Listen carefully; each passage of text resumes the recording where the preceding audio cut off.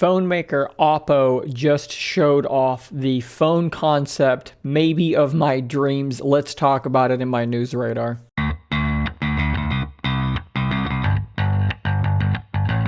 Okay guys, so I'm pretty pumped up and excited about this thing. As you guys know from any time watching my channel, I'm a big fan of strange phone designs, be it the Surface Duo or Z Folds or LG Wings and anything weird like that. I do really enjoy. Boring phones are in fact boring.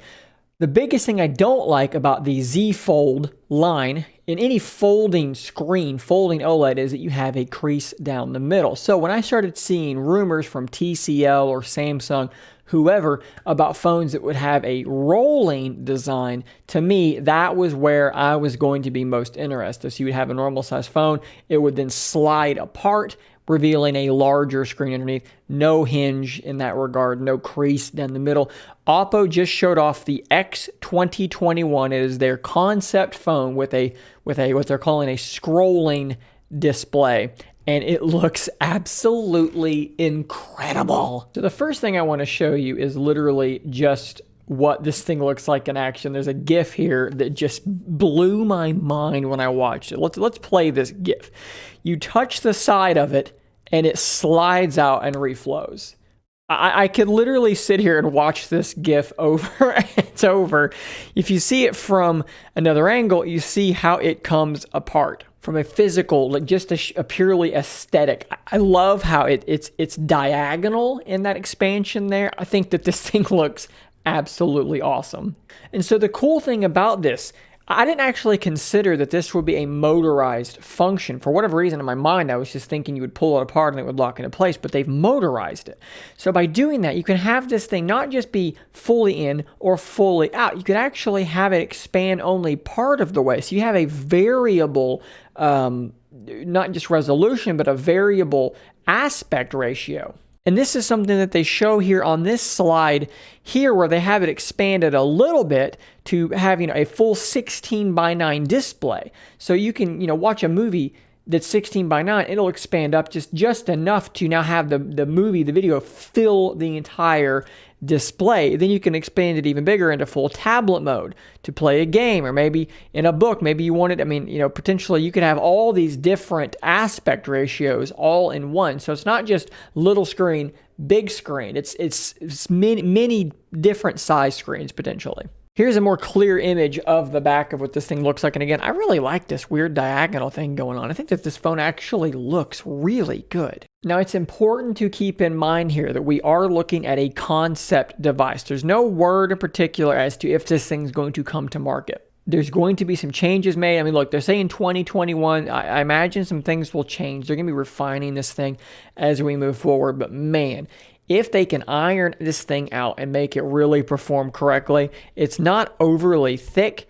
I think it looks absolutely tremendous.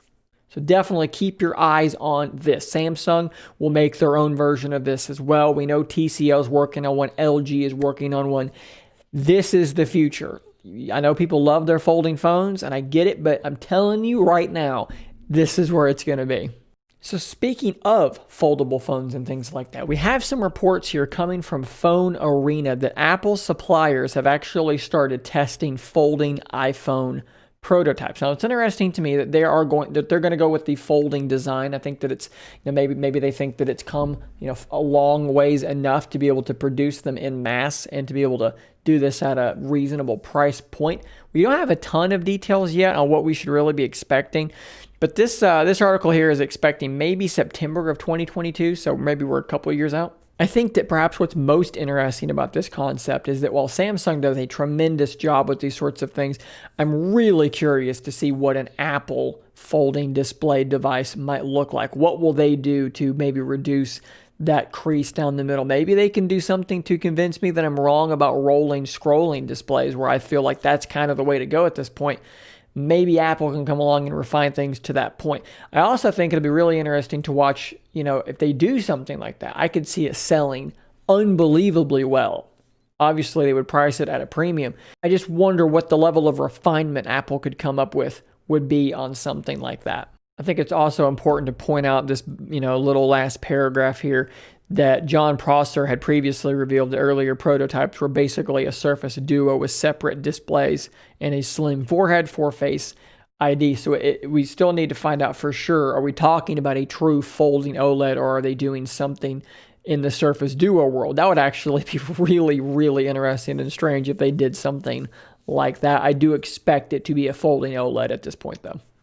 And let's close on a couple of small gaming news, little quick bits of news here. So one interesting thing here is that Assassin's Creed Valhalla is the biggest Assassin's Creed game launch in history, according to Ubisoft. They sold more units in its first week than any prior Assassin's Creed game, but also biggest PC launch, I should say, for a Ubisoft game. That's really interesting because obviously it's on last gen, it's on now what is current gen, it's on PC. Interesting to me that so many people did in fact buy it on PC. I've come very close to popping on that one a couple times. I'm looking for a single player experience to get lost in, and I've been very tempted for Assassin's Creed Valhalla. For some context here, we're looking at more than 3.5 million units in its first week. That is a heck of a launch. So clearly Valhalla is speaking to a lot of people.